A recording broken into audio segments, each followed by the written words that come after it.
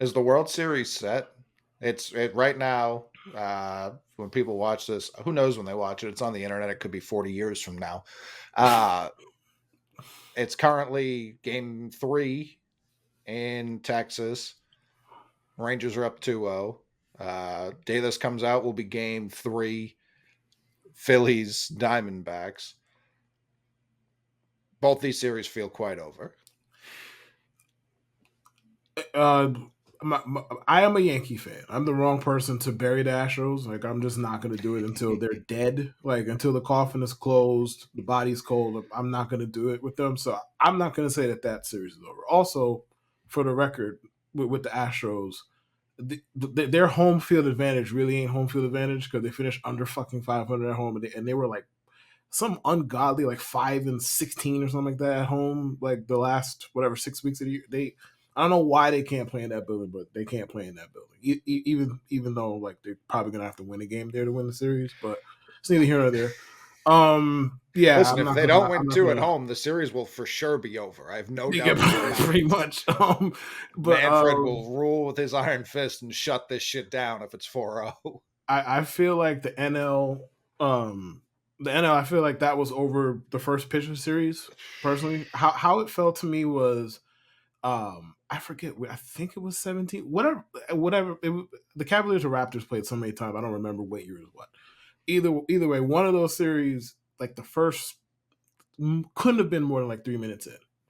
Kyrie throws an alley off the backboard to LeBron. No, this is done. This is over. I don't like. I knew this was done, but I know this is done. When you're throwing alley oops off the backboard 3 minutes into game one, like yeah, this is done. You don't respect them. Kyle took that swing. I was like, oh, so this is what it's gonna be. All right, got it. I just don't know what kind of wild hair grows up pitchers' asses where they're like, I'm going to throw Schwarber first pitch fastball. Like, Bro, and what's this is not Spencer Strider doing it, where it's still kind of crazy, but he's had enough success getting his fastball past. He throws high 90s gas. Like, all right, sometimes you're gonna get it past people even when you don't expect to. Brother, that 92 dick high down the middle fastball is not fooling nobody, let alone Kyle fucking Schwarber, bro. But I don't care if it's Satchel Paige. Like I don't really care. He's sitting first pitch fastball. Like that's all he's thinking about, and he's going like if you threw it and it hit the backstop because of how high you threw it, he will swing at that pitch because he's so dialed in on first pitch fastball.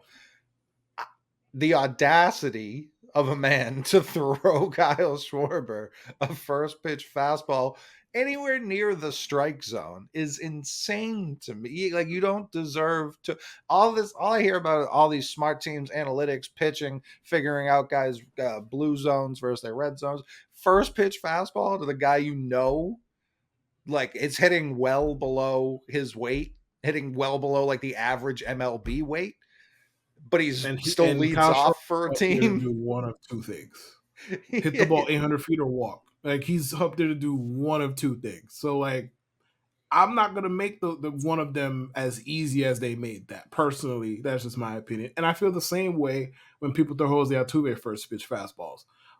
We have what like 6-7 years now of Altuve just dominating Major League Baseball, and we still have people like, you know what? I'm gonna get my 92 mile an hour belt high fastball past him. No, you're not, bro. No, you're not. Jose Altuve is not there to watch. He's there to swing. No. And if there's a better fastball hitter in Major League Baseball than him, I don't know who the fuck it is. And yet we're still like, you know what we're gonna do? We're gonna try and set the tone. Throw strike one. Yeah, you're gonna throw strike one, and it's gonna be the left field bleachers. That's what you're gonna do. Yeah, it's gonna be a strike, and you're gonna be trailing. I don't get it. I don't get it. Javier's on the mound tonight, so Houston's got their guy. Framber got jammed up real bad last game. I don't know. Like, yeah, like you said, I definitely feel more confident in Houston, but I think everyone feels more confident in Houston to the point where that makes me feel less confident in them.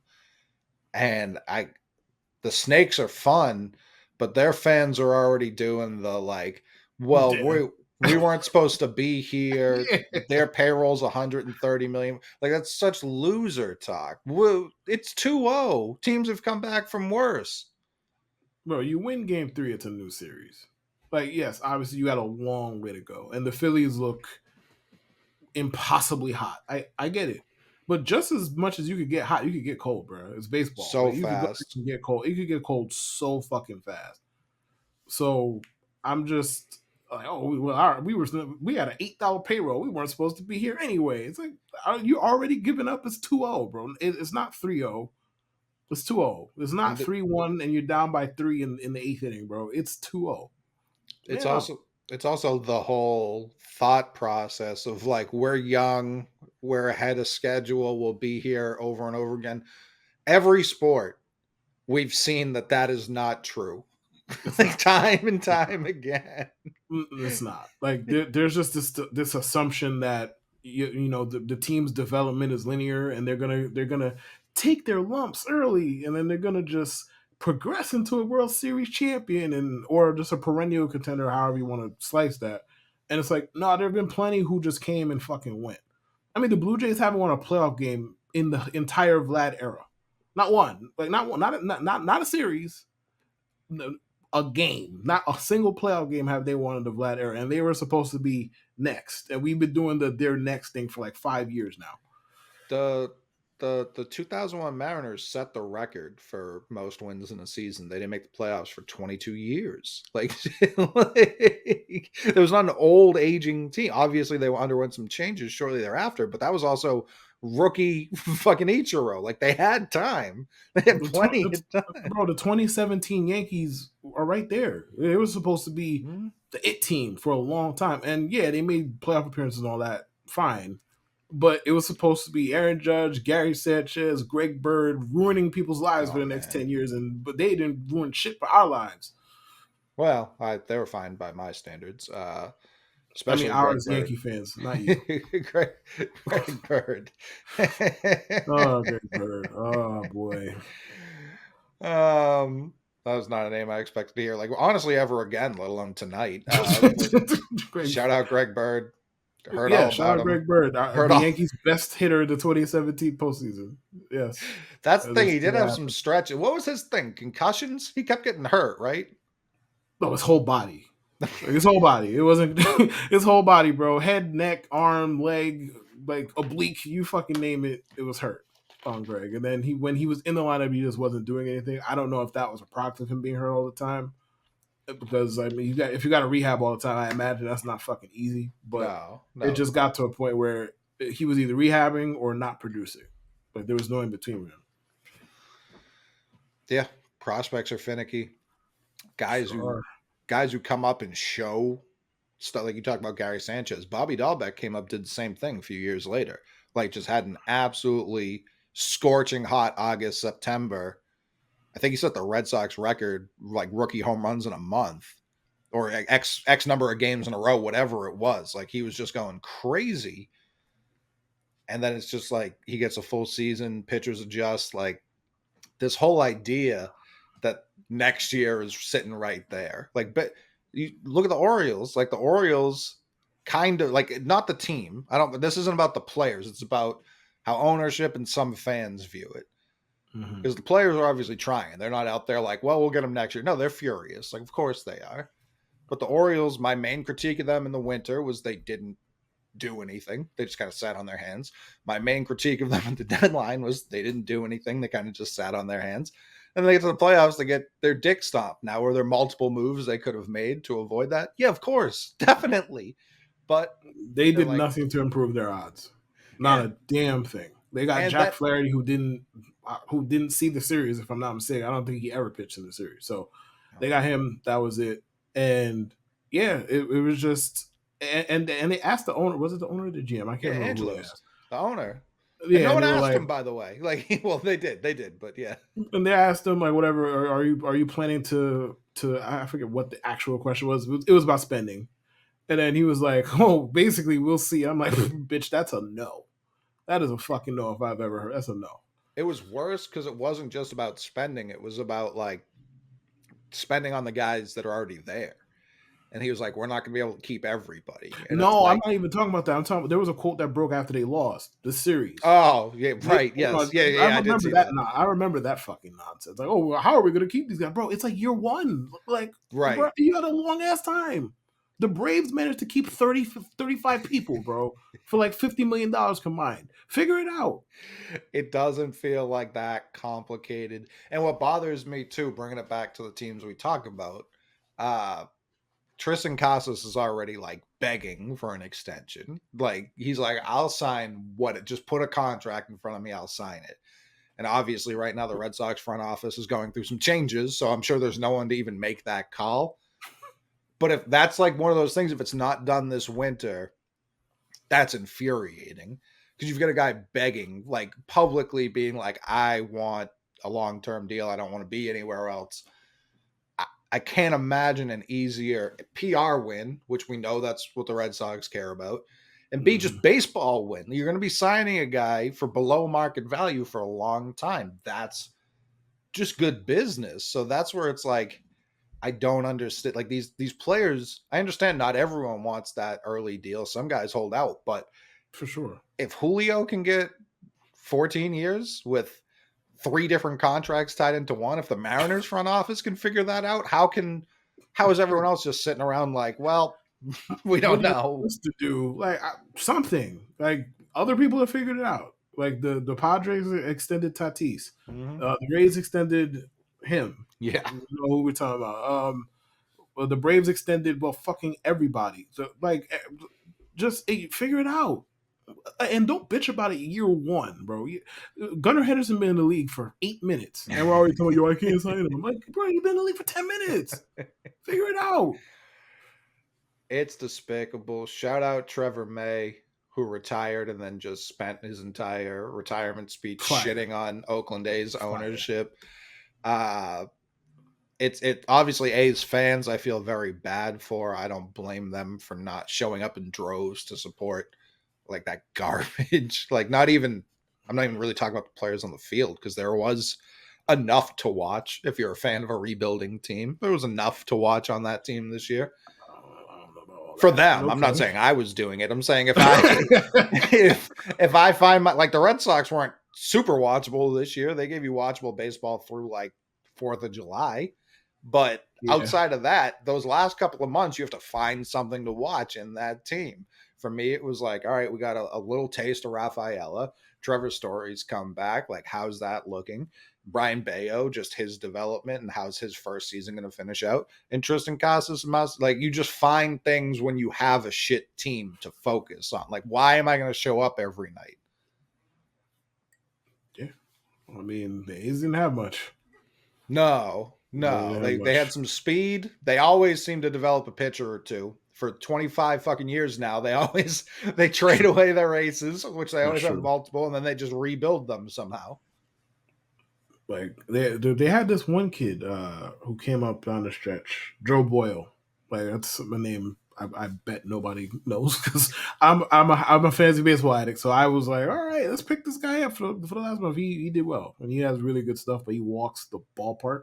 So we'll see how that goes long term. But yeah, I mean, fuck ownership. Like Yeah. fuck their ownership Well, in particular. fuck cheap ownership. Like you look at the Rangers right now. What they have 2 off seasons in a row where it looked like they were just pissing money down the drain, and now they Mhm. find themselves 2 wins away from being in the World Series.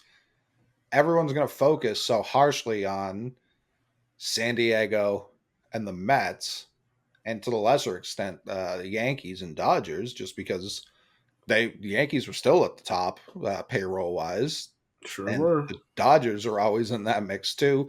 The Angels are in that mix. They spend I don't know where they're spending this money. It's Anthony Rendon. That's where they're spending it. Anthony Rendon. Yeah. Yeah, Yeah. I remembered. Uh, But it's like there's you can't like, and I made this point the other night, and people were like, the Rangers had a plan, brother. They gave Jacob DeGrom like nearly $200 million. Like they gave him a shit ton of money. I mean, did they have a plan? I guess sure. But what does that have to do with them just? I mean, didn't they spend like $600 million on two shortstops? or Yeah. close enough to it. Like Seager got like 300 plus, Simeon got like 180 or whatever it was. Yeah. Like nobody was saying at the time that we thought they had a plan. We were just like, all right, they're spending money, good for them. Which like I'm never gonna knock you for spending money on good baseball players. If you got to figure out where to put them, that's your business, obviously, right? But nobody was saying they had some master plan. We just look at the Rangers like, okay, they spend the money, so like, and that was it. I don't even necessarily think they didn't have a plan. You know what I mean? But it's like the idea that the Mets didn't have a plan. The Mets spent. They let DeGrom walk because who knows if DeGrom even would have come back if they had the Oh, he top did. offer. Oh, from what I hear, he did not. Right. He wanted out. He wanted out. But if they had given DeGrom 185, like that would have been spending recklessly. That would have been an insane Yeah, thing to do. 100%. 100%. They instead pivot to Verlander, who they then trade for a top prospect. Like that's more sound approach in my eyes. They got Senga for 575, a deal that looks cheaper and cheaper every time I look at it. Right. What they got was Scherzer this year or last year? I can't even remember. Oh, it was last year. Last year, yeah. So they pivot from Scherzer the year after they get him, and they also are like foaming at the mouth to sign Carlos Correa. And then they look at his medicals and they're like, we're all set. And Correa, he was good in the playoffs for as long as the Twins were in there. Regular season was not the typical Carlos Correa year At all. And like I know his foot was flagged in the physical, but like I mean he's a 28-year-old shortstop with a bad back. On top of that, like spending for that for a long period of time, it's probably not sound business.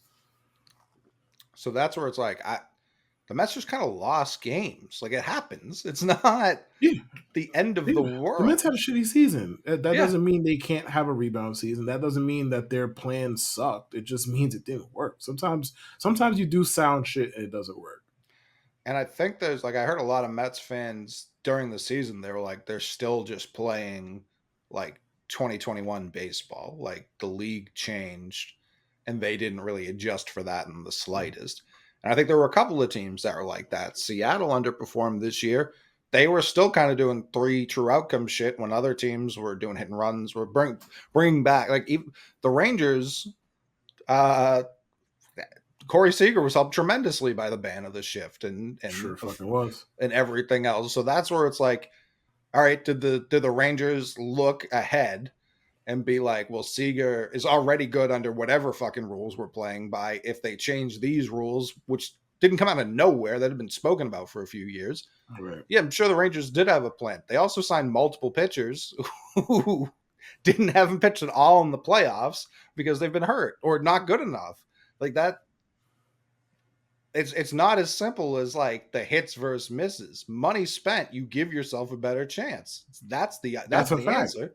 That's a fact. You're spending on known good baseball players with good resumes. Like you're going to improve your chances of winning as opposed to being like the 2022 Yankees or 2023 Yankees, for example, and just be all right.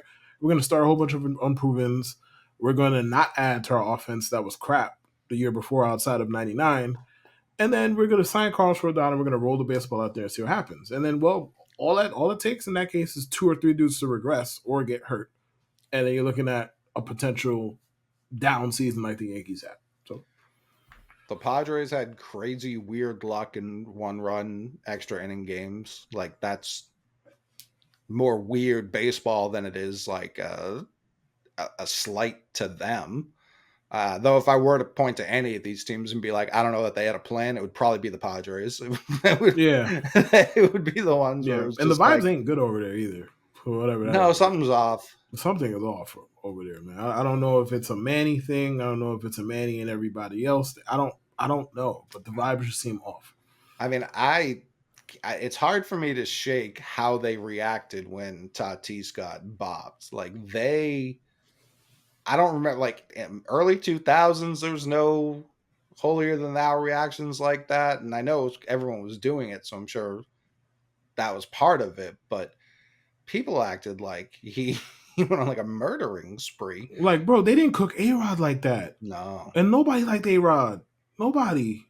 Not even his teammates. Nobody like they were out. Nobody cooked him like. Well, none of his teammates rather cooked him like that. The Padres, the Padres could not wait to blast this man in public, and it's like damn, y'all really just don't like him. Right. There's no two ways around it. Because if you liked him at all, he made you do the typical PR like, oh, he made a mistake. We stand by our teammate.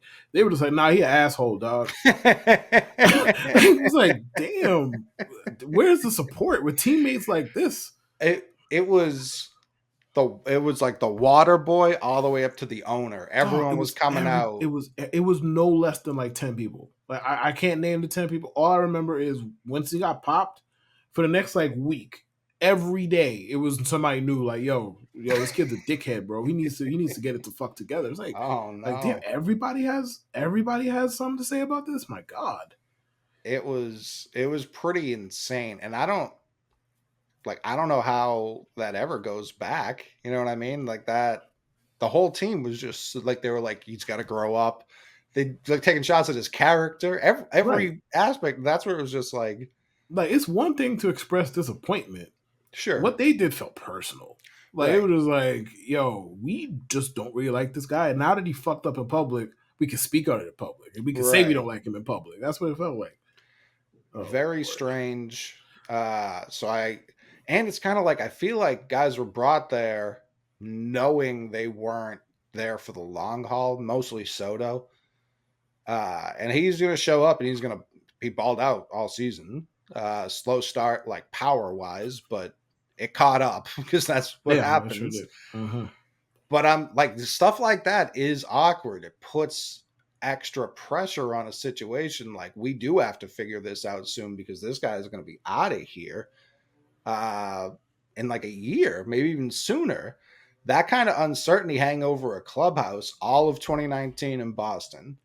Every game, it was like, is this Mookie? Are they going to trade him before the deadline? Are they going to trade him in the offseason? Is he going to extend a bad extension? That was every game for the 2019 Red Sox. 2020 Red Sox, the COVID year, they couldn't.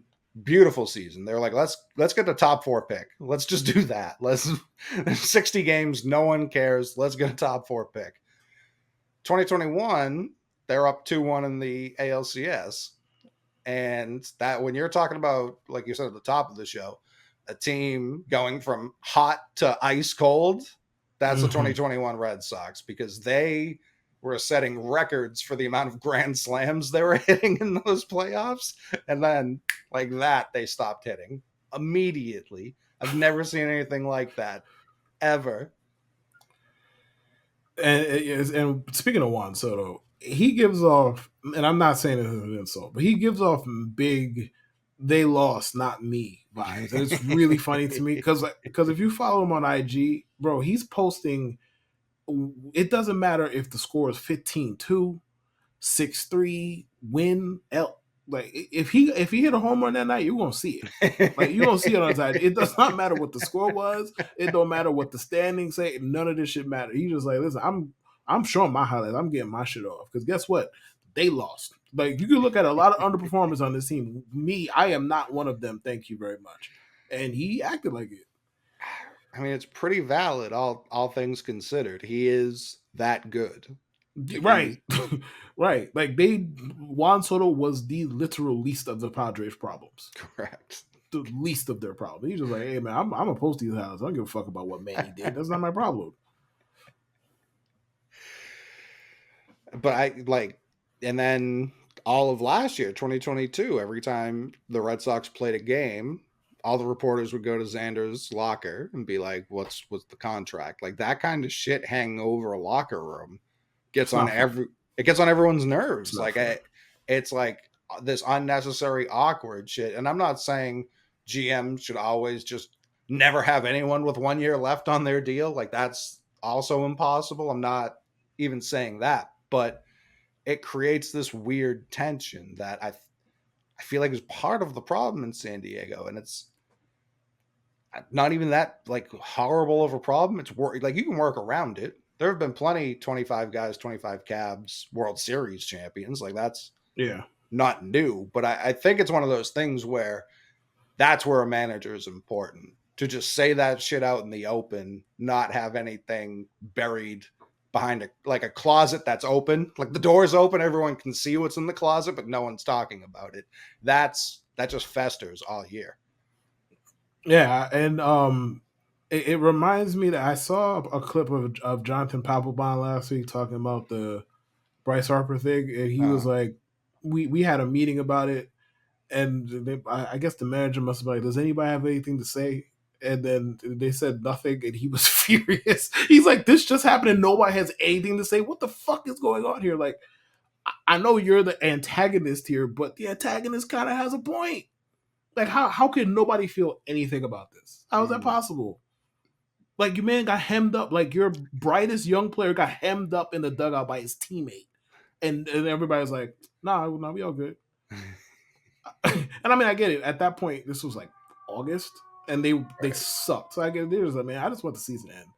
Like, if Papelbon with crazy ass want to hem up people, as long as it's not me, I don't care. Which, fair. Yeah, it's I don't know, some stuff, and it feels so obvious from the sideline way after it happens, but Oh yeah, for sure. Marshawn Lynch keeps just talking about the Seahawks, which I love. Like, for me, it's great. For every Patriot fan, like, this makes it better. But every time he talks, he's like, yeah, no one thought it was their fault. So no one ever talked about it. Mini dynasty over. And obviously no dynasty because they only won the one ring, but they were that close to two. And if they win that second one and the vibes remain high, who knows? Who knows what happens from there on? But nope, ended quick and in a hurry. Everyone hated each other. Bro, you know a play call is bad when people start making up conspiracies, and you're like, I can see it. Like, I can see it. That's how you know a play call is bad. And it's just like, don't get me started, bro, on that. That was terrible. I just remember all the stats that came out about how improbable an interception was there. Like, it had been run like 99 times that season or something, and all of them were completions. Like, it was from that exact down and distance, everything. Like, none of them were even close to an interception. Bro, I remember seeing Russell in the shotgun, and I'm like, yo, what the fuck are they doing? I see him drop back, I'm like, yo, what the fuck are they doing? I see him throw the ball to Butler, I'm like, yo, what the fuck are they doing? And then the Super Bowl was over. Great. Thank you, Pete Carroll. Appreciate it. Oh no, the were there like 13 seconds on the clock or something like that? That I took think it was 20 when the play started. Yeah, it was 20 when the play started. So it might have been like 14, 15, something like that. The remaining seconds took 20 minutes. It took so long because yeah. the Patriots on the one, like, he didn't just intercept it and fall in the end zone. They're on the one.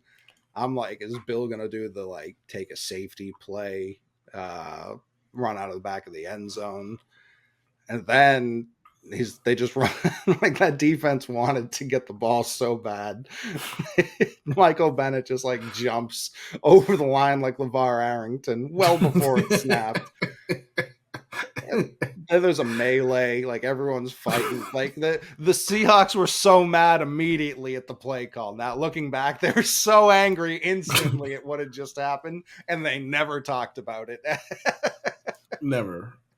And one can't blame them for being mad. Like, now that you put it like that, with regard to the fact that they would not let the game end because they were just fighting, they would not let the game end. I'm just like, yo, I'm not gonna lie. If I saw that play call, I might do the same thing.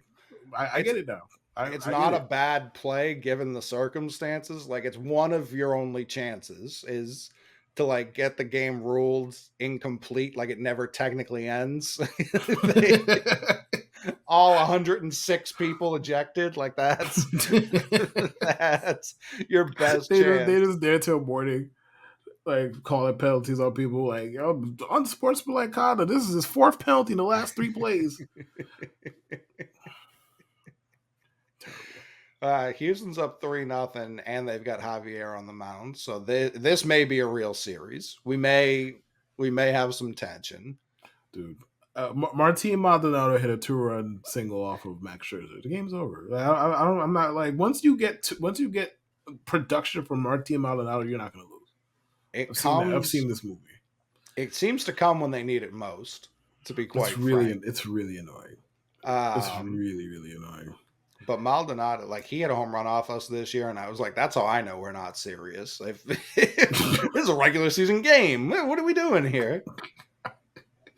It's so annoying. Like I was watching y'all on TWS, or you made a point about some dude on the Heat, like their 17th dude. I know he's gonna hit a back-breaking three against the Celtics at some point this year. Yeah, that's how I feel about Martin Maldonado. Like, yes, he can't hit water if he fell off a fucking boat.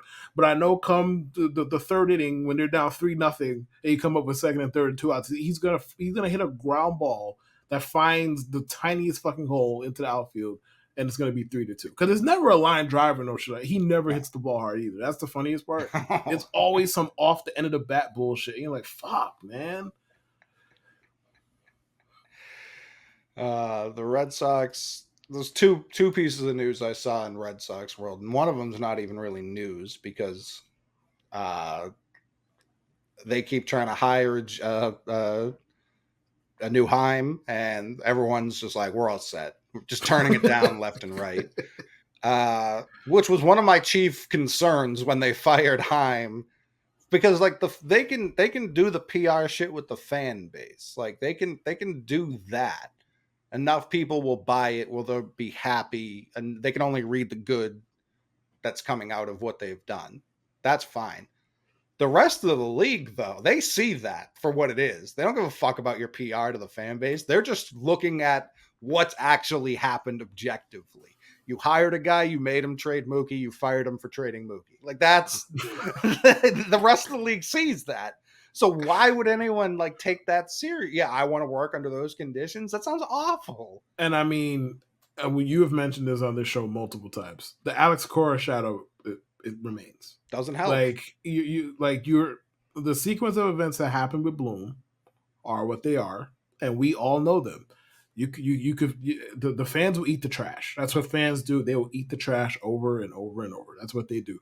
Executives looking for a job that they might have for the next 5, 6, 7 years, they're gonna look at that like, yo, if they're gonna hire this dude, he does a decent enough job. Not saying he was great, not saying he did a decent enough job. He did more or less what was asked, and they made him trade Mookie, then fired him. Why the fuck am I going to take this job? Ownership has not changed, and Alex Cora's right there talking about, I might want to do this someday. It's like, no, I don't want this. No, this sounds toxic. And it's not also the fucking Royals or the Rockies job. It's still a career defining job. When the GM of the Diamondbacks now gets introduced, he still gets brought up that he was part of the Red Sox front office. Same thing with Kim Ng. Kim Ng, every time you hear her name, yeah, she was just with the Marlins, but she worked with the Dodgers and the Yankees for decades. Like that, they're career defining places to work. Cubs, Red Sox, Cardinals for multiple reasons, legal and illegal, Yankees. Like these are places where if you're attached to them, it sticks with you forever, better or worse. Like right. Ben Cherington's in Pittsburgh, still gets brought up that he's in Boston. It's just what it is. So you can't, if you're going to take this job, it's not something that if it goes well or poorly is going to slip under the radar. You know what I mean? Like not it's. At all.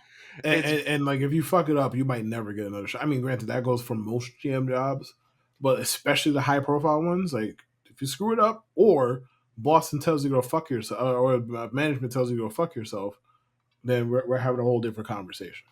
And it's not 4-0. I'm cutting this off. Good night.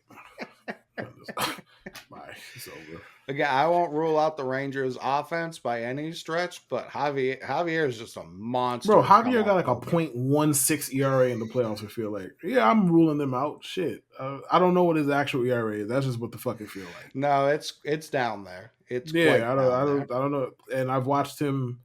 I've watched Javier throw 13 innings of one hit ball against the Yankees live twice. Sure I was there. I was there twice live. I was in the fucking stadium watching this shit, just being like, bro, I had no idea that they were facing prime Pedro Martinez. This is fucking incredible. He's filthy. And that Altuve home run, it didn't remind me of the home run I'm about to talk about, because that doesn't really make much sense. Because the Albert Pujols home run, it was the anniversary the other day. Uh, like that one, they just said that one when I think 410. That was in like the third row. Like, so what did Pujols go? Like Man, 550? listen, I don't believe. There are so many of these measurements that I just don't flat out don't fucking believe. Like I know Yankee Stadium like the back of my head. I've been there a million fucking times. There was there was one where like Judge hits one like legitimately to like the vendors, and they're like, "Oh, that's 481." Then Gary Sanchez hits one to like right center to the bleachers. That was 478. I'm like, no, bro, no, this doesn't make any fucking no. Stop it. No, it doesn't make it. If Gary's went 478, Judges went 600. Like I ain't that bright, but I know that this shit doesn't make any sense. You tell me that's 3 feet longer? No, bro, Right. no, knock it off. No, and yes, for the record, whatever they said about Albert Pujols' home run measurement wise, a lie. I don't even care what the number was. I don't know what the number was. All I'm saying is if the shit starts with a 4, that shit was a lie. It was a lie. Looking it up. It was a lie. And one of the coldest silencer home runs I've ever seen in my life. That one was just he touched that ball and you could hear a pin drop in that place. It was incredible. I'm shocked this doesn't like come up immediately. Me too. That shit is still traveling, man. And it's funny, we replay that all the time and they lost that series. Uh, Listen, did they? Because if they're still talking about one pitch thrown, I don't know that I They don't know lost that the they series. did. And nobody cares. Like nobody cares. I know this is pre-Statcast, but I can't find distance for it anywhere. Yeah, I'm not. I'm surprised I'm surprised that nobody has that. That's insane. Like I'm a decent Googler. It's not coming up. I don't. If someone has it, let me know because that was unbelievable. Scherzer's doing the can't hear the pitch com. The all the all time. I just need a breather real quick. should have took the breather like 10 minutes ago, brother. This was the Rangers' plan, well thought out plan. Get a broken Scherzer, give up our third best prospect for him. It's This is funny because they gave up Acuna for him, and they gave up Cole Reagans for Chapman, which that one looks tough. Like Reagans took off down the stretch. That one looks tough. I don't. And you trade him for an Chapman's unreliable eighth inning guy. Like, it's listen. tough. They're here with him doing that. Like, think of how bad their bullpen was before Chapman. And Chapman's he's given up runs, but when he's got like a 4-run lead, so it hasn't cost them yet. And I know it will. Trust me, especially Yeah, it's oh yeah, going to. I yeah, know it's oh yeah. going to, but they needed him. Like as weird as it is to say, they've needed Chapman to get here. I mean, I'm not going to go as far as you. I think they could have replaced him with a garden variety reliever and gotten the same kind of results without giving up a bright pitching prospect. And also, I'm just not going to say anything even remotely positive about Aroldis Sure, Chapman. Like, no. Listen, so yeah, I just no. vile human being and just overrated pitcher as well. So yeah, I Yeah, fuck get him. it. But the other part of the rest of that Red Sox news, it sounds like they're close to hiring Craig Breslow per the Athletic. From what I've been told, for any job, and it could be chief baseball officer, it could be water boy. No one knows what they're hiring Craig Breslow for, just that they're probably going to hire him. Great. I know he's smart. Liked him when he was here as a player. Yale guy, I believe. I know he's an Ivy League guy. I'm pretty sure it's Yale. And doing some light reading before we started about shout out Red Sox stats, tweeted out these articles from the Cubs throughout, I think, the last 2 seasons, if not just this season. He's just kind of been at the forefront of like making Justin Steele who Justin Steele is and just kind of revamping the entire Cubs pitching department, top to bottom throughout the entire organization. So that makes me both happy and nervous because it makes me happy. Okay, we'll have competent pitching as long as he's getting this high RPM spin rate magic over here. Whatever science he's crafted with his Ivy League degree, great. Let's use it for everyone. Get Luis Perales up here next week, and he can be our number 2 for all I care. But that's also where I'm nervous. Are the Red Sox going to do this? And then instead of going out and signing pitchers while also trying to develop them, just focus on the developing part and not sign any pitchers, which they desperately need.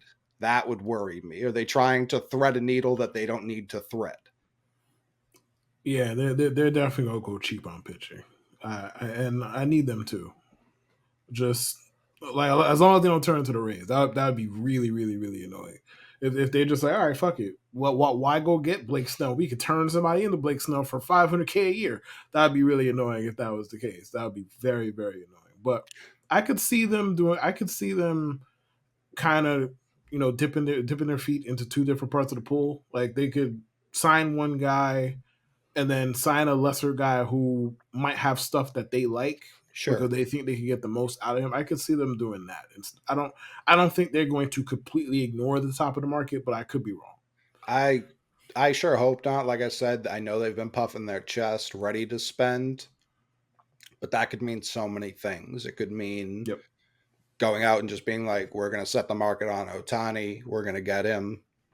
Again, I would have no qualms with that. It would be really stupid to complain about signing Shohei Otani. It could mean we're going to put all our prospects on the table. We're going to go get Cease and Soto and also pay them. And then it's like, did you have to do it that way? You know what I mean? I can complain a little there. Like, I'm not going to complain with the guys they got. I'll complain about the method in which they got them. Right. Um, Also, shout out Brandon Woodruff. Looks like he's out for the entirety of next year, which really Yeah, it sucks sucks. because that is It his sucks. contract year. So that's just awful, awful timing for him, the human being who was about to cash in. Um, but yeah, that's where them saying they're going to spend how. I'm just very fascinated to see how this all plays out, and if Breslow's the guy at the top of that, which I can kind of understand. They'd been talking about wanting to bring Sam Fold in, a guy they had looked at as a head coach a few years ago, has been under Dombrowski in Philadelphia, is one of those analytics plus feel guys. And he just said, no, I'm all set. I don't want to be associated with this, which hurt. Like that really sucks. It should be a premier job. People should be pushing other people down the stairs to go get that job, and to see so many people be like, hands up, come on set. Even people within the organization already are like, we're all set. I That mean, they saw what happened up close, man. Of course, for they're like, "Oh, sure. I'm all set." Like, why? So I could be thrown to the wolves? Like, why would I do that? Yeah, it's I don't know. They have a lot of rehabbing to do within the league, within their own organization. Like that's where the rehab has to start. And since we're on the topic of rehab, the other thing I read, I think it was Chris Cotillo or Jennings, one of the two, had I think it was Cotillo, had a Trevor Story article up where they talked to him, and it bothers me, the journalistic integrity in me. It bothers me. People still refer to Story's deal as a $140 million deal. It's not. It's 168. They gave him an option. There's no world he's going to turn down the option because it's either opt out after 4 years or stay until 7. It got reported as a 6-year, $140 million deal. There's no world where he can even earn that. Like, it's not even an option. It's not one of the, it's just not an option. I had no idea because I've heard 140 a million times before. I had no idea what the actual details were. I'm the only person, because I was still a writer at that point, I'm the only person in journalism who's reported his deal accurately. The only one.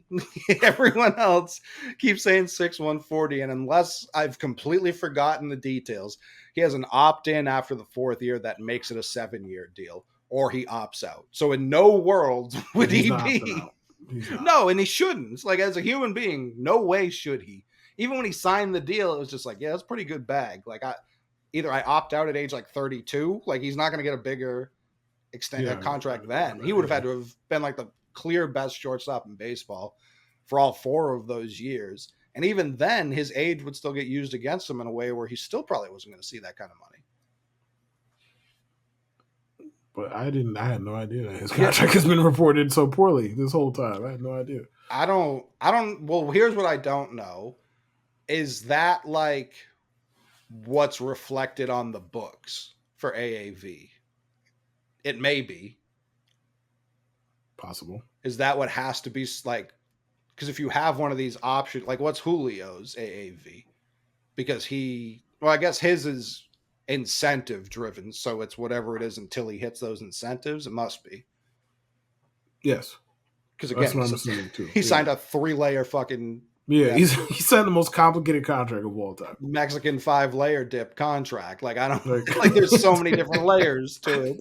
You could just have the top part, or you can have the contract. He signed the contract and passing me like 8 tweets about it. I'm like, but like all of them were relevant. And I'm like, what? They were. I'm not reading this shit. Like, can somebody give me the Cliff Notes version? I don't care enough to read all of this, bro. Please. It was a very fascinating deal because it was so anti-Braves in the sense where they were like, let's be fair here. We don't have. They were operating in such great faith. Yeah, there's no gun in the room. We promise. Yeah. Right. Yeah. And so it was like, even if like we have to protect ourselves somewhat, which I don't disagree with. You do, as an organization, have to protect yourself when you're giving out a 15 fucking year deal. Yeah. Sure. And even their protection, I think the lowest he could make was like 180. Like, it was still a relatively fair amount of life-changing money. Even if he like broke his leg tomorrow and never walked again, he was still going to end up with $250 million roughly. Right. So it was like, okay, I can see where the conversation's already started off on a good foot. Then there was this like median amount where it was like, if you're just like cool, like you make a couple All-Star games, we sell your jersey, we'll give you like $250. If you're fucking Griffey times Edgar Martinez, yeah, we'll give you $500 million. No problem. We have no problem with that. Nor should they. But it was a fair ass deal for everybody involved. And you rarely actually see that when a team extends a guy that early, especially when Atlanta does it. I mean, Ozzy Albies he's working there now. He's doing renovations for next season on the stadium. Ozzy Albies is paying them to work. He's paying them. It still amazes me, and I have to talk about this every time this comes up, that they gave him 2-team option on the back end of that. That is so heinous, bro. Like, bro, all right, you scored the touchdown. You're up 60-3. There's 0 seconds left. Just hand the ball to the ref, dog. We got it. You stopped us. Like, you ran laps around us. We got it. Like, he making like Brett Gardner in his last year in the league money, and you're just like, yo, we don't know if you're gonna keep him that long.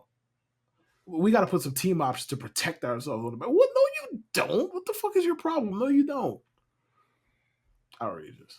It's dirty business. Dirty business. But what kills me about the Julio one, no one else has even tried that since. Like, it was a one-time deal. I feel like most people ain't trying to sign like 6 contracts in one. Like, both sides too, the player and the fucking manager. I feel like both sides really ain't trying to do that. I'd love to know who was the person who came up with the idea. Was it management or was it his agent? I feel like that's one. I feel like both sides come at it. It's from such different angles. You just kind of meet. Yeah. You're like, all right, we're so far off. What about this? You know, and what about both? And you know, like, it's very sitcom. Like, what if we combine the ideas and also had this third unknown thing no one's talked about yet? Like, that's kind of exactly what they did. And Julio's like, fine. Like, I'm gonna rake. So that 450 is coming my way. No problem. Right. And if for some reason I don't, I'm still well protected here. So even 15 450, that's 30. Like, the highest it's gonna be is 30, like in 2033. You know what I mean? Like, that's that's nothing. It's nothing, and it's nothing now. And shit, it's only gonna look better 10 years from now. Yeah, It's like it's how Bryce Harper's making fucking $26 million every year. I But can't believe I twenty can't six talk million about it. dollars every year I for can't Bryce talk. Harper. Bryce, you got Bryce and Mookie for like a smooth 50. You know what I mean? Right, and that's simply what a quarter of the payroll. If you want it to be, you can have it be Right. as much or as little of the payroll Oh as you yeah, I want mean it to yeah, be. true, yeah. It's embarrassing. Most teams are embarrassing, Shout out but to the Phillies. he wrote about Trevor Story, and how he didn't love his first 2 years. Agreed. Um, and just like how focused he is, how he's holding a mini camp in the winter with the rest of the I think the whole infield. I don't think it's just the middle infielders. I think it's the whole infield. He's trying to take on more of a leadership role. All I appreciate truly all of it because he's going to be here. He's going to be playing short. Be healthy. That's all I need. And I understand he's frustrated with that, and I can only imagine. He doesn't want to come here in one of the worst markets to sign a big deal and then not produce and have those be his first 2 years. He's going to be here for a while. He had to play for the Rockies for the first half of his career. I'm sure that wasn't that much fun either. So I've always rooted for Story since we signed him. I'm still going to keep rooting for him. I'm also not going to just like sit back and lie about what I'm seeing. Like that's people want it both ways. I talk about Mac Jones. People want me to lie. I'm not going to lie. I'm not saying I'm right. I'm saying this guy. When I'm watching, I think it stinks. Like I'll say you're right. I'll right. say Like if you don't want to say it. I'll say it. You are right. I don't feel what my larger point is I know I'm not right about everything. Like I'm not Right. my head's not that far at my own ass where I don't think I get shit wrong. Right. But people have been telling me for 2 years, like, Story's been good. Story comes out, he's like, I've sucked these last 2 years. It's like, all right, me and him are saying the same thing. Why am I getting yelled for it? But you know? you know how we like we you know how we know you're a balanced fan because you have people who think you're the world's biggest homer, and then you have people who think you're too negative. And that's how you know because it's like, all right, if this section of people thinks I'm one thing, and this section of people thinks I'm the complete other side of the spectrum, then I guess I'm balanced. I fall somewhere in between, most likely. Because I don't see any of your shit. I'm just like, I mean, you have your homer moments, but you gonna talk your Sure. shit. But And when then I'm I don't when really I'm a see anything that's homer, overly negative though. Like it's just okay. Mac Jones just threw the ball directly to a linebacker. You want me to be positive about this? I don't like. What do you? What, I don't understand. I see you point that shit out, and then and like it becomes funny when I watch a Patriots game. Like let's say they're the only game on, and I see your tweets, and then you'll say, "Oh, there goes Mac again," or some variation of that, and then you have somebody like the first comment, like, "Yeah, you hate Mac, we get it." And it's like, bro, he just hit a linebacker in the chest. Like, what do you want him to say? I don't. You want him to be like, "Yo, good job, Mac, good form, when catchable ball." Like, I don't. What do you want him to say? it's like if you're ever critical of someone, the first time you say like they do well, people are like, "Oh, I thought you hated him." Like, no, I don't. I do hate when he stinks, yeah, but that's not like I'm just pointing out that he stinks. I'm not doing Like, anything else. right.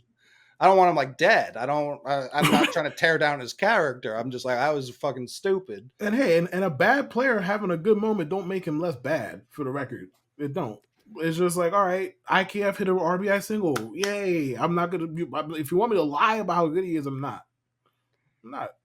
I don't understand it. Like I get it the worst with Jalen, obviously, but like with him, I'm like very over the top. Like he's better than Michael Jordan. Like obviously not what I mean. Like I just I like with him and with that like I view Jalen Brown and Xander the exact same in regards to how their respective fan bases respected their talents. Like the amount of people who are constantly trying to upgrade these players is insane to me. There's so little room to upgrade on like a top five shortstop and a top five uh, like slashing wing like Jalen is. You know what I mean? Like there's room to upgrade. I don't disagree with that.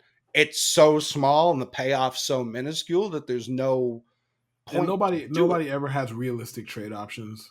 Like they just want to No. get rid of, and it's like, oh, like if you think that he's just a poor fit with Jason Tatum, I don't know what evidence you have, but sure, I go for it. Like the Celtics have been in the ECF like every fucking year for like the last 6 years. I don't know what evidence you have to point to it. I won't agree, but at least I can understand why if that's what you think, how you conclude that okay, I wanted to trade for the best package. Under fucking stood. Fine. But if your shit is just like, yo, get Jaylen Brown off my team, I don't know what to tell you. I really don't. I have no idea what to tell you. I understand that more than this like fantastical upgrade that people think I mean, oh exists yeah, out there. true. Like True. I'd rather you Like, oh, just like we hate can a do guy better for than no Jaylen Brown. Like reason. who is better than Jaylen Brown that's available for trade? Well, so Who, in the mind you, is past, going it's to get traded for Jaylen Brown? in the Because they're not past going to it's trade for another high priced player. That's typically not how those trades work. no, not especially not under the new salary Right. structure in the NBA. But in the past, it's been like Durant, and I get both sides of it, but I only understand one side like 20%. The other side, I get 100%. Trading like Kevin Durant's one of my favorite players of all time, like unbelievable first ballot Hall of Famer. We started talking about these trades given his age at a time where it didn't make like much team building sense. Everyone in every sport, and I do blame social media for this, even though I know it's existed forever. I think it's been heightened. Everyone in every sport treats each season like it's the last season that'll ever be played. And it's such a fan mentality where it's like and it's kind of the opposite of what we were saying earlier with those fans who were like, oh, our team's so young, we're the Oklahoma City Thunder, we're going to win next year. Like there's also those people who are like, oh, rookie had a bad game, like he's going to be 30 one day. Like, yeah, that's 9 years from now. Like he's got a lot of time between now and Yeah. And the thing is, it wasn't even just Jaylen Brown. Like you had to give Jaylen Brown and change, and it was like, I get Kevin Durant's great in a vacuum. Are the Sure. Celtics championship odds that much greater if No. you trade Jaylen Brown and change to get Kevin Durant? I just don't think so. Higher, sure, I'll grant that.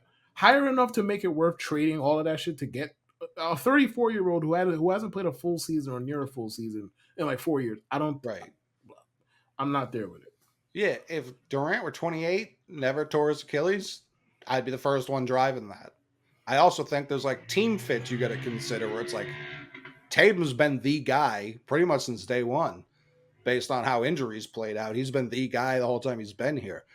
Kevin Durant's like he's a first option too. So I don't know Right. how the team structure works there. I don't like, and that's not to say trading for Kevin Durant is ever a bad idea. I'm again huge fan. It's just like, yeah, it's just more like trading for a name at that point than like a real upgrade.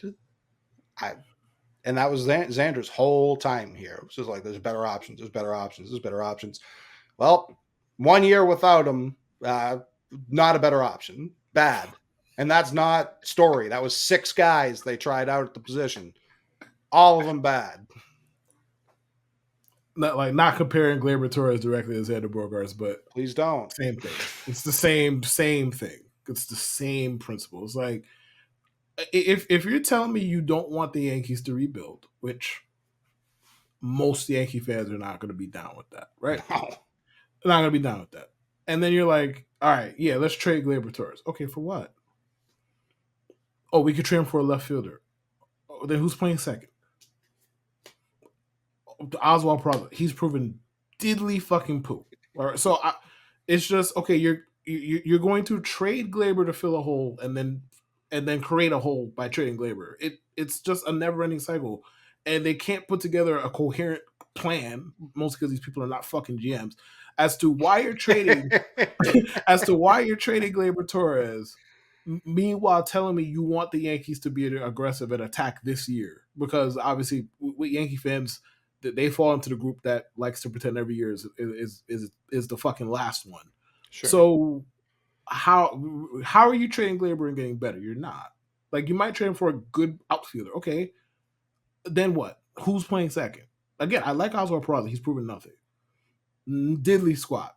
So it's easy to talk. Yes, Glaber again said it on this program. Space cadet on the bases sometimes. he's gonna make it out on the bases 3 or 4 times a month that make you wonder, like, yo, is his brain attached to his body? I get all of that. I get it. He also was one of the best second basemen in baseball this year, and he's one of the few that can hit 25 to 30 home runs a year. And you're just like, yeah, let's just trade him just because. Really, it's weird. I don't know. It's weird, man. That's where I was shocked just talking about how gifted Torres is offensively. When Simeon hit the market, I don't remember there being a lot of teams in on him. And he had just played a full year at second with Toronto, set the record for most home runs hit by a second baseman ever.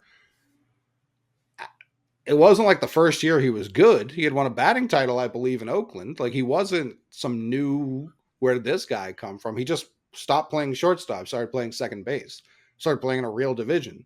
And one of the greatest offensive seasons at second base. He sure did. But because he was now a second baseman and he got paid, so obviously there wasn't no market for him. Someone paid him well. But none of the big teams, I was banging the table for Simeon. You can go back and check the tapes. I was all in on Simeon, especially because I knew he was fine playing second, and that kept Xander around long term. He also, that season, terrorized the Yankees. I was very in on Marcus Simeon sure did. coming He off sure of did that terrorize season. the Yankees. Oh my goodness. Tearing the He cover sure off the ball. And now you've downgraded at shortstop at least through 1 year. What it's going to be in 3 years, I can't speak to. What it's going to be this year, I can't speak to. 1 year without Xander, worse than whatever was with Xander at any point of his career. Second base, still not completely figured out. They seem to be on the page that I don't disagree with, which is to have Urias and Pablo Reyes platoon there, treat it like catcher. I don't know if that's the worst idea because those two guys are more competent than most people they've had to play second base since Manny Machado took out Dustin Pedroia. There are better plans too. That's where it's like we still have a hole at second base, a top second baseman, maybe the top second baseman like ever hits free agency, and you sign a shortstop for the same contract. Going back looking at it and look at what Marcus Simeon provides, it is a little bit shocking that his market wasn't a little bit louder. Even if like we know that behind the scenes, obviously teams were giving him offers, and he got the bag for sure.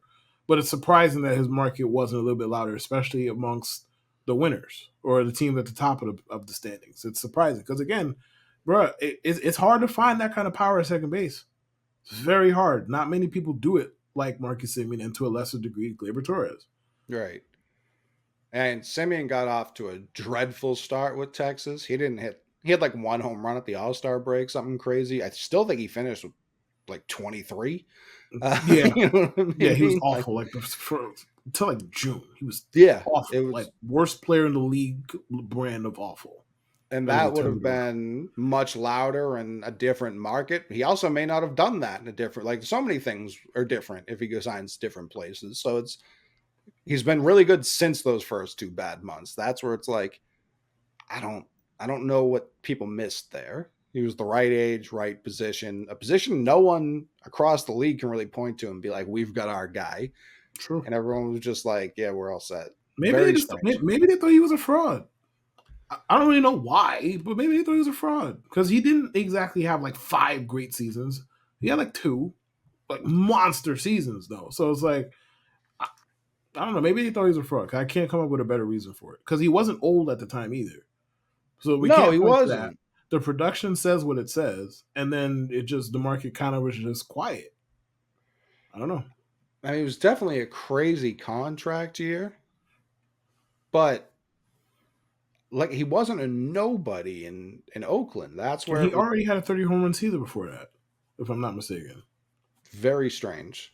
Pretty sure Very, he did. very But strange. speaking of middle infielder, shout out to Anthony Volpe, Gold Glove finalist. One of like the few decent things to happen to the Yankees this year.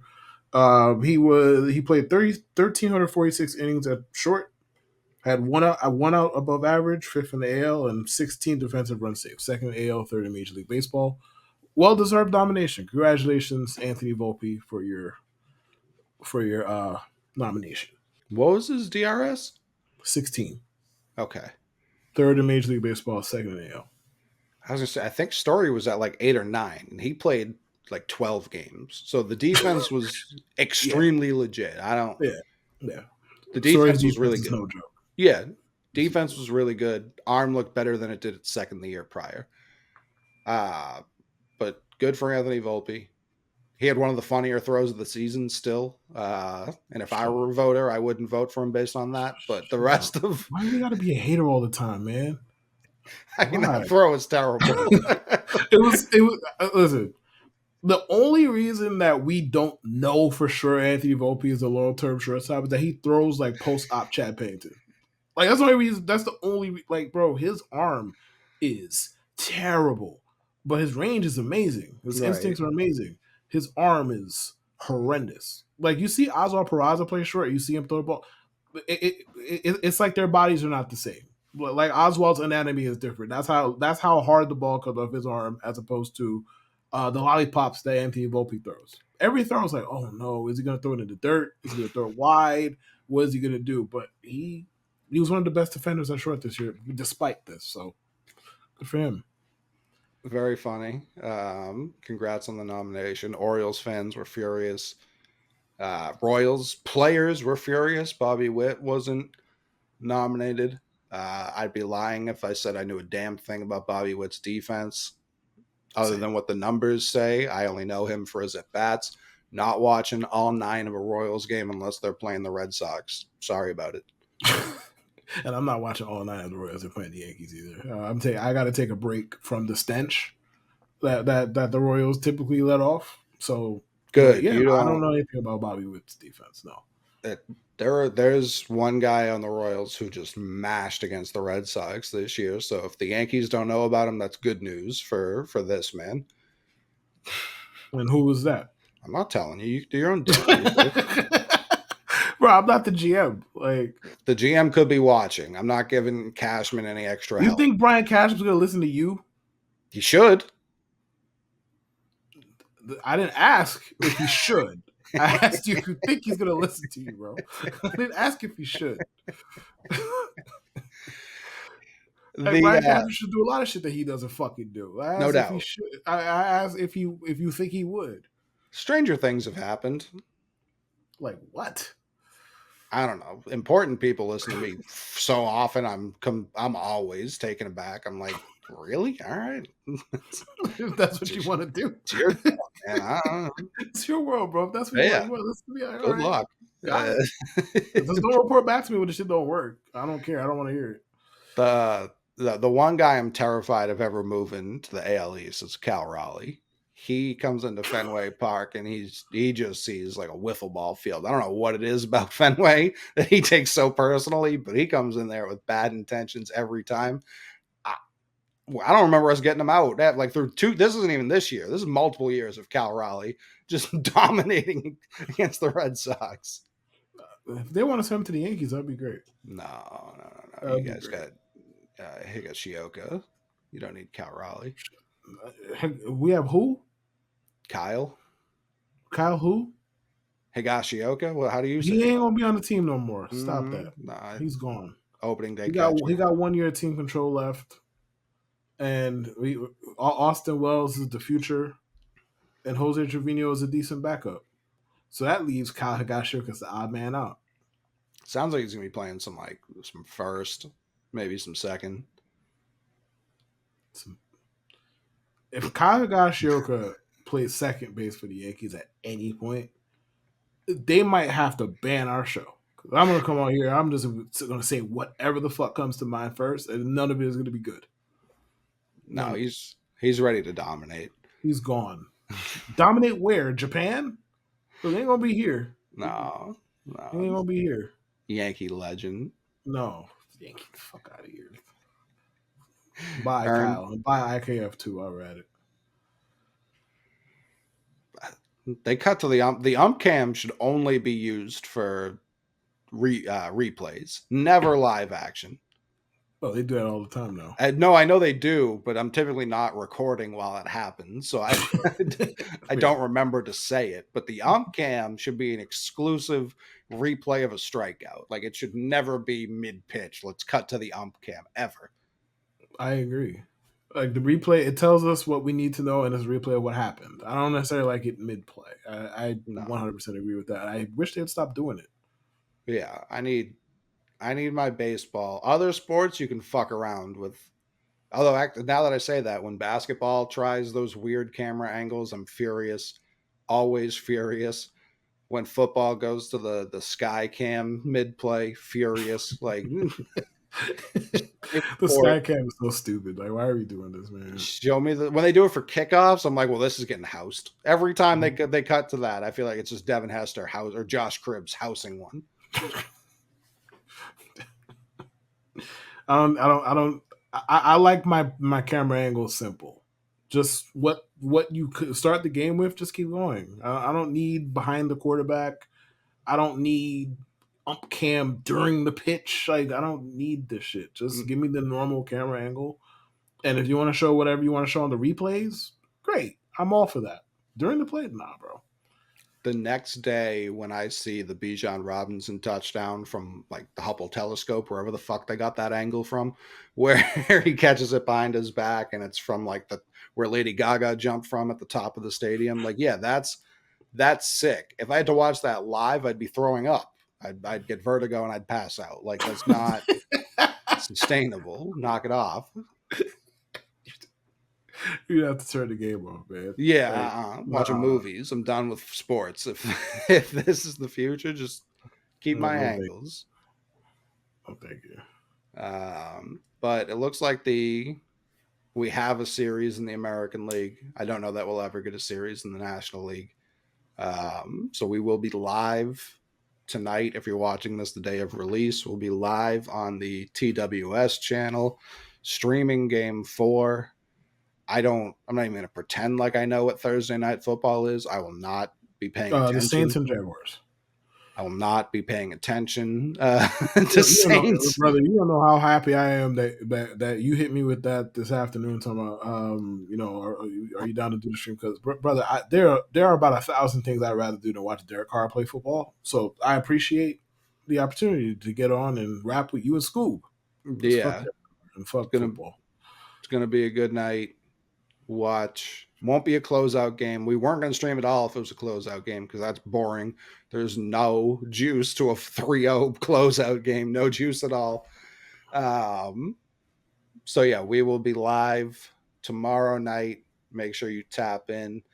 If Yes, not, sir. go fuck yourself. But we will see you Agreed. next week. I'm Coley Mick. I'm K. Lou. See you guys next week.